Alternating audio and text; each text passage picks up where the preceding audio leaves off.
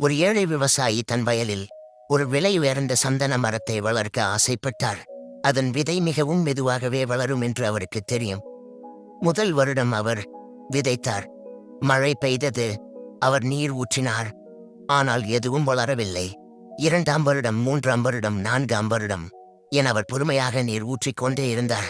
அவருடைய அண்டை வீட்டார், உன் விதை வீணாகிவிட்டது, அதை விட்டுவிட்டு வேறொன்றை நடு என்று கேலி செய்தனர். 5வது வருடத்தில் ஒரு சிறிய நாற்று முளைத்தது. ஆனால் 6 வாரங்களுக்குள் அந்த சந்தன மரம் வானுயர வளர்ந்து நின்றது. நீதி. மரம் 4 வருடங்களாக பூமிக்கு அடியில் வேர்களை ஆழமாக பரப்பி தன்னுடைய வலிமையான அடித்தளத்தை உருவாக்கிக் கொண்டிருந்தது. உண்மையான வெற்றி என்பது உடனடியாக வருவதில்லை. அதற்கு பொறுமையும் தொடர்ச்சியான உழைப்பும் ஆழமான அடித்தளமும் அவசியம். இந்த கதை உங்களுக்கு பிடித்திருக்கும் என்று நம்புகிறேன்.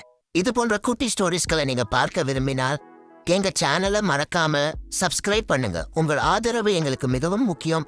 இது போன்ற மேலும் பல கதைகள் உங்களுக்கு காத்திருக்கின்றன.